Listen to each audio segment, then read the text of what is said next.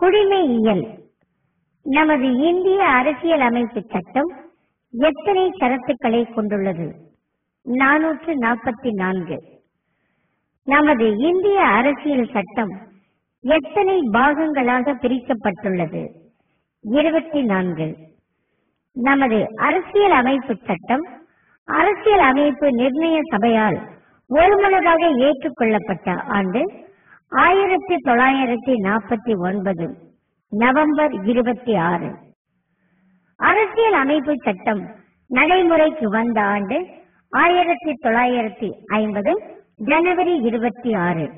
அரசியல் அமைப்பு சட்டம் இதுவரை எத்தனை முறை திருத்தி அமைக்கப்பட்டுள்ளது? 105 முறை. இந்தியாவில் எத்தனை மாநிலங்கள் உள்ளன? 28. இந்தியாவில் எத்தனை யூனியன் பிரதேசங்கள் உள்ளன? 7. நமது அரசியல் சட்டத்தில் அடிப்படை உரிமைகள் எந்த பகுதியில் காணப்படுகின்றன? பகுதி 3. நாட்டின் முதல் குடிமகன் யார்? குடியரசுத் தலைவர். நாடாளுமன்ற தேர்ந்தெடுக்கப்பட்ட இரு அவை உறுப்பினர்களாலும் மாநிலங்களின் சட்டப்பேரவை உறுப்பினர்களாலும் ஒற்றை மாற்று ஓட்டு முறையில் மறைமுகமாக தேர்ந்தெடுக்கப்படும் நபர் யார்? குடியரசுத் தலைவர். குடியரசுத் தலைவரின் பதவி காலம் எத்தனை ஆண்டுகள்? 5 ஆண்டுகள். மாநிலங்களவையின் தலைவர் யார்? குடியரசு துணைத் தலைவர். குடியரசு துணைத் தலைவரின் பதவி காலம் எத்தனை ஆண்டுகள்? 5 ஆண்டுகள். குடியரசுத் தலைவர் விடுமுறையில் செல்லும் போதும் நோய்வாய்ப்படும் போதும் அவர் தமது கடமையை தற்காலிகமாக ஆற்ற முடியாத போதும் யார் குடியரசுத் தலைவர் பொறுப்பில் இருப்பார்? துணை குடியரசுத் தலைவர். நாடாளுமன்ற லோக்சபாவின் பெரும்பான்மை பலத்தை பெற்று அதன் தலைவராக தேர்ந்தெடுக்கப்பட்டு குடியரசுத் தலைவரால் நியமிக்கப்படும் நபர் யார்? பிரதமர். லோக்சபா மக்களவை, ராஜ்யசபா மாநிலங்களவை. மக்களவை உறுப்பினர்கள் எவ்வாறு தேர்ந்தெடுக்கப்படுகின்றனர்? நேரடியாக மக்களால். லோக்சபையின் உறுப்பினர்கள் எந்த எண்ணிக்கைக்கு மிகாமல் இருக்க வேண்டும்? 545. மாநிலங்களவை உறுப்பினர்கள் எந்த எண்ணிக்கைக்கு மிகாமல் இருக்க வேண்டும்? 250. லோக்சபா எத்தனை ஆண்டுகளுக்கு ஒரு முறை கலைக்கப்படும்? 5 ஆண்டுகள். ராஜ்யசபா உறுப்பினர்கள் எவ்வாறு தேர்ந்தெடுக்கப்படுகின்றனர்? மறைமுக தேர்தல். ஒரு மாநிலத்தின் ஆளுநர் யாரால் நியமிக்கப்படுகிறார்? குடியரசுத் தலைவர். ஆளுநரின் பதவி காலம் எத்தனை ஆண்டுகள்? 5 ஆண்டுகள். ஆளுநரின் தகுதிகள் 35 வயது முடிந்தவராகவும் இந்திய குடிமகனாகவும் இருக்க வேண்டும். இந்திய பாராளுமன்றத்திற்கும் மாநில சட்டசபைகளுக்கும் எந்த ஆண்டு வரை ஒரே சமயத்தில் தேர்தல்கள் நடைபெற்றன? 1970. எந்த ஆண்டிற்கு பிறகு மத்திய மாநில தேர்தல்கள் தனித்தனியே நடைபெற்று வருகின்றன? 1971.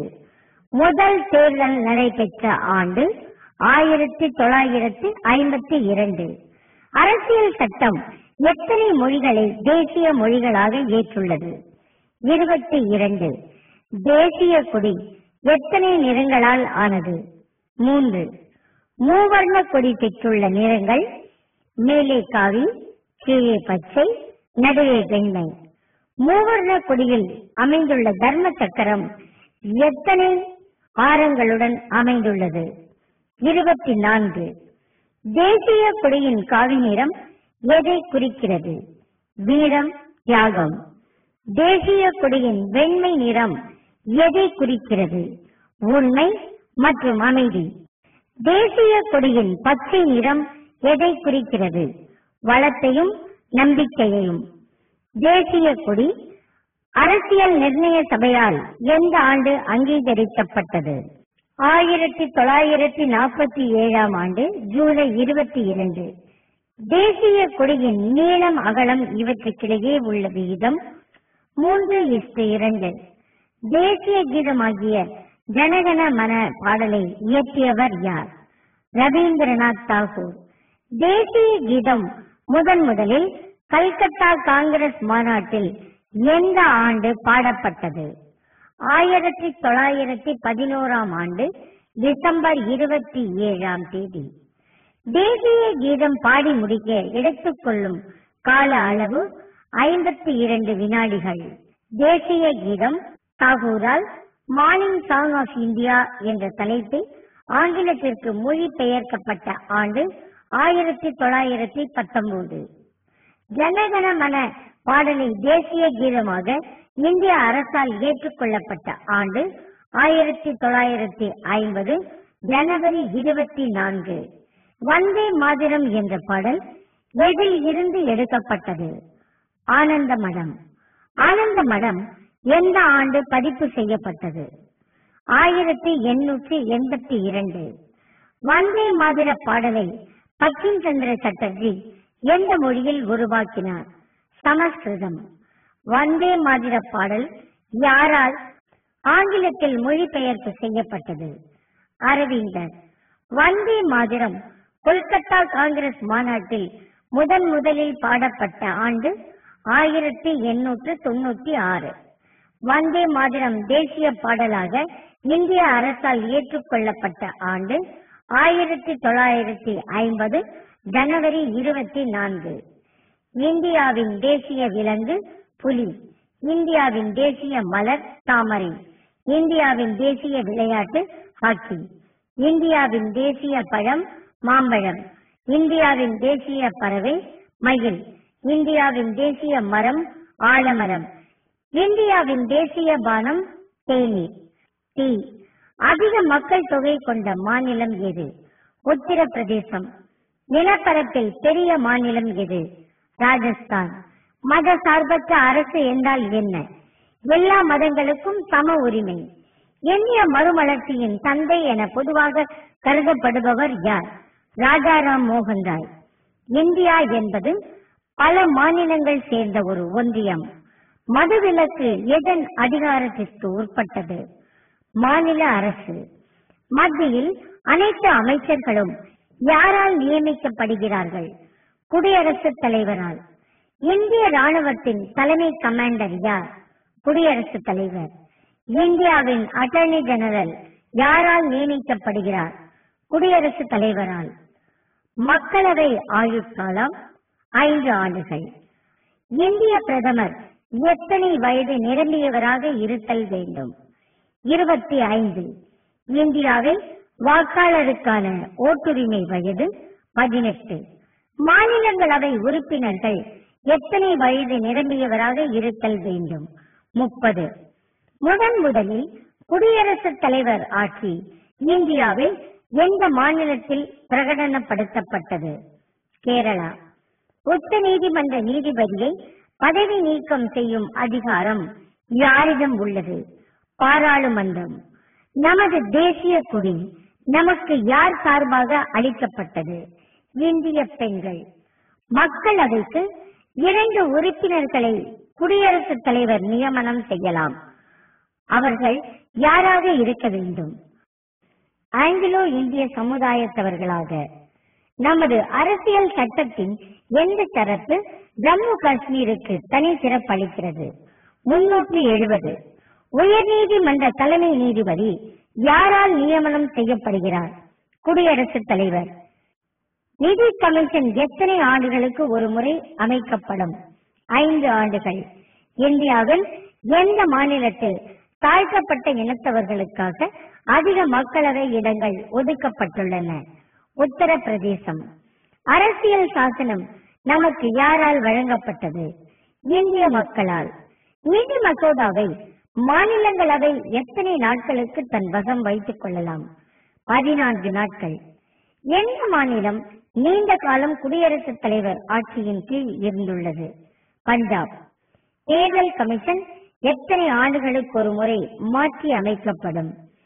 தேர்தல் கமிஷன் ஒரு நிரந்தர அமைப்பு. ஒரு இந்திய குடிமகன் எத்தனை முறை குடியரசுத் தலைவர் தேர்தலில் போட்டியிடலாம்? எத்தனை தடவை வேண்டுமானாலும்.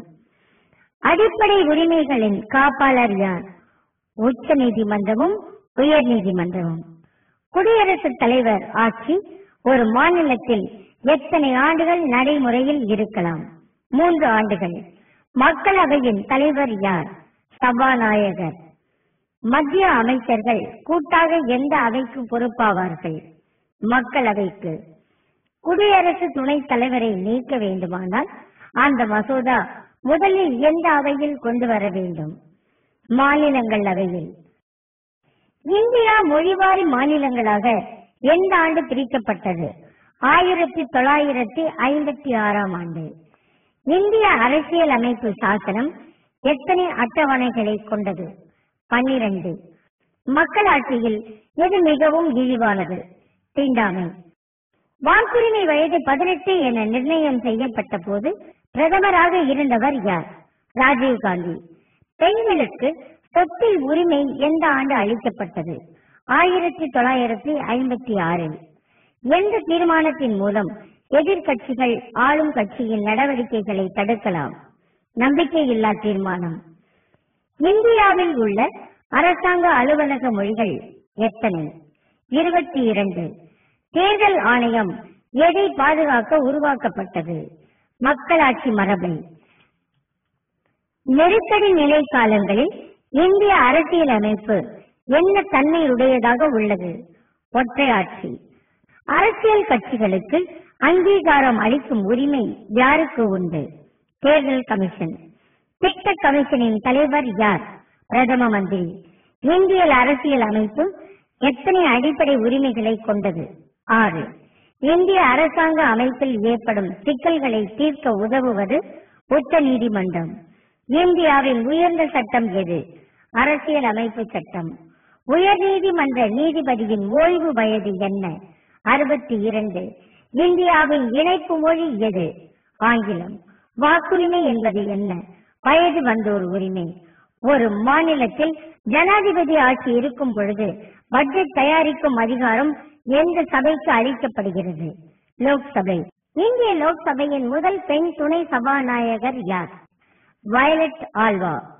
சட்டத்தின் எந்த பிரிவு சட்டத்தின் முன் அனைவரும் சமம் என்பதை வலியுறுத்துகிறது? பிரிவு 14.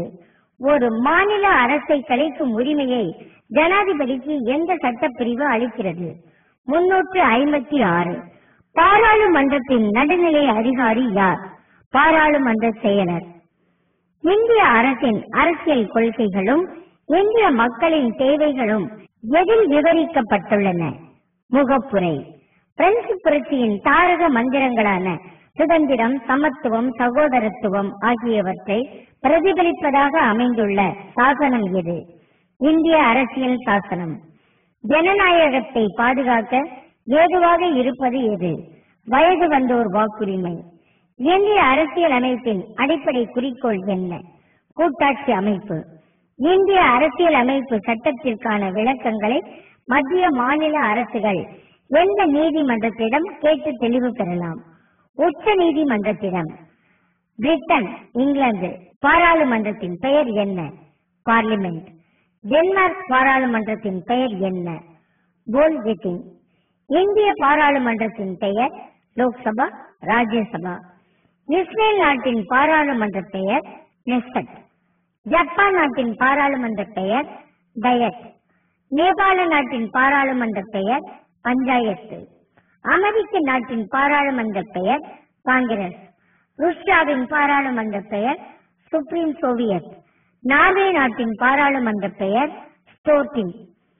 ஸ்வீடன் நாட்டின் பாராளுமன்ற பெயர் ரிக்ஸ்டாக்.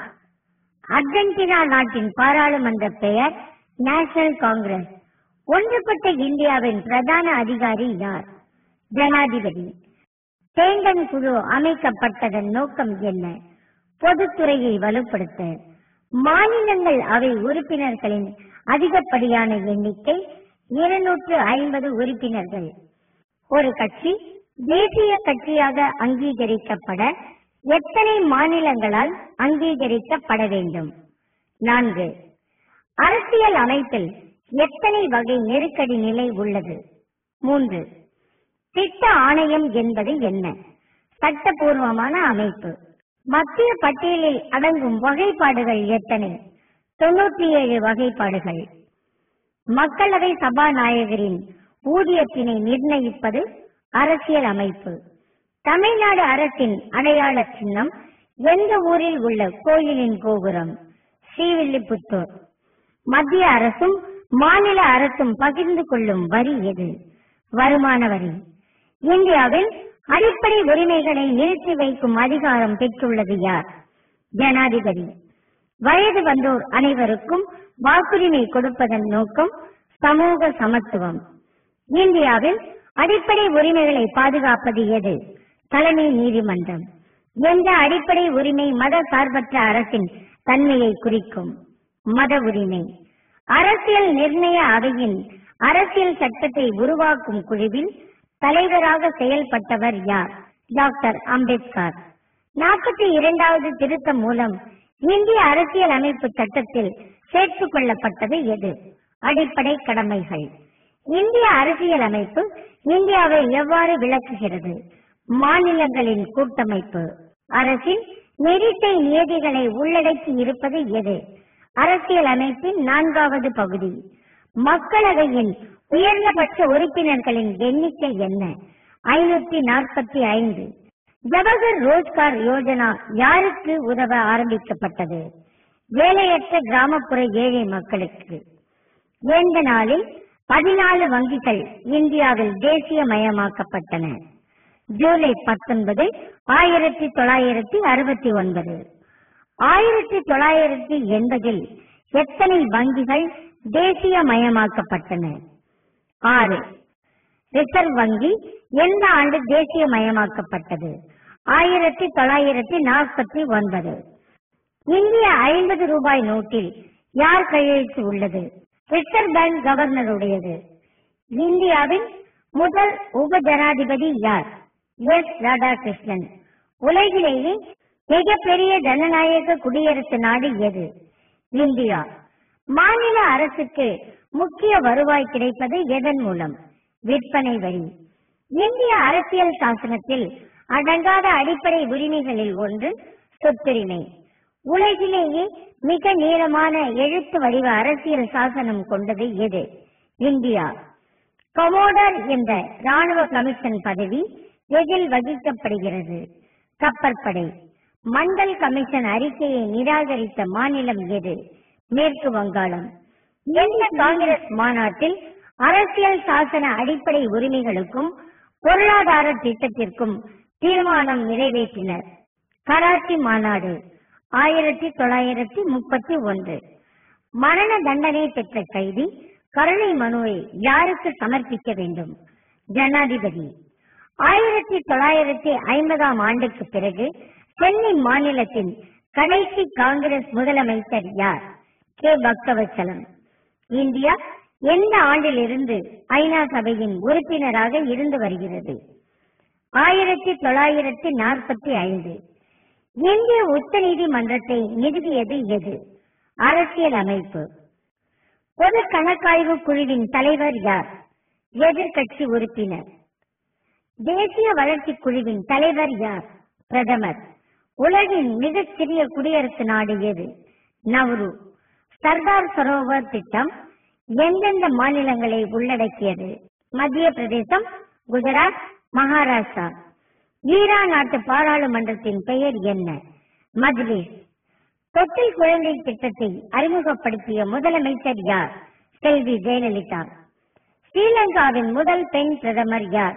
சிரிமாவோ பண்டாரநாயகா. தமிழ்நாட்டின் முதல் பெண் முதலமைச்சர் யார்?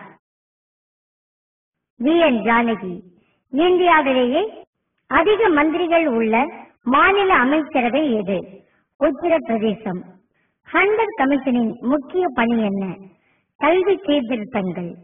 எத்தனை ஆண்டுகளுக்கு ஒரு முறை நிதிக்குழு குடியரசுத் தலைவரால் நியமிக்கப்படுகின்றது? 7 ஆண்டுகளுக்கு ஒரு முறை. சட்ட பல்கலைக்கழகத்தை இந்தியாவில் நிறுவிய முதல் மாநிலம் எது? தமிழ்நாடு. 73வது அரசியல் சட்ட திருத்தம் கூறுவது பஞ்சாயத்து ராஜ்யம். சமுதாய முன்னேற்ற திட்டம் கொண்டு வரப்பட்ட ஆண்டு அக்டோபர் 2, 1952. சென்னை மாநில அரசியலில் பிரச்சினைக்குரிய மனிதராக ராஜாஜி ஆனதற்கு காரணம் என்ன? குலக்கல்வி திட்டம். இந்திய அரசியல் அமைப்பின் கூட்டாட்சி குணநலனை வெளிப்படுத்துவது எது? எழுதப்பட்ட அரசியல் அமைப்பு. இந்தியாவில் பில் குடிமக்கள் எந்த மாநிலத்தில் வாழ்கின்றனர்? மத்திய பிரதேசம். பஞ்சாப் மற்றும் ஹரியானா மாநிலங்களில் உயர்நீதிமன்றத்தின் தலைமையிடம் எங்குள்ளது? சண்டிகர். பிரான்ஸ் நாட்டின் தேசிய மலர் அல்லி.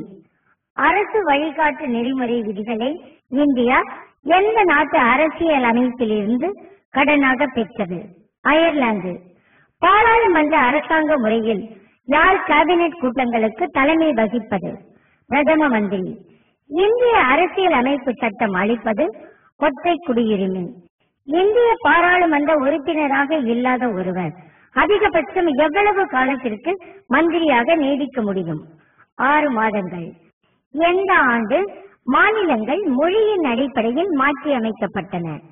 1956. சமுதாய முன்னேற்ற திட்டம் எதை கருத்தில் கொண்டு வரப்பட்டது? கிராமப்புற மக்களிடையே அறிவியல் கண்ணோட்டத்தை வளர்ப்பதற்காக. ஒவ்வொரு வருடமும் டிசம்பர் 10ஆம் தேதி நினைவுக்கு வரும் நாள் மனித உரிமைகள் நாள். இந்தியாவில் முதலில் அமைக்கப்பட்ட சட்டமன்றம் கேரளா சட்டமன்றம். அனைத்திந்திய அளவில் பணி நியமனங்கள் செய்வது யார்? குடியரசுத் தலைவர். இந்திய ஜனாதிபதியும் துணை ஜனாதிபதியும் பதவிகளில் இல்லாத பொழுது அந்த பொறுப்பு யாரிடம் இருக்கும்?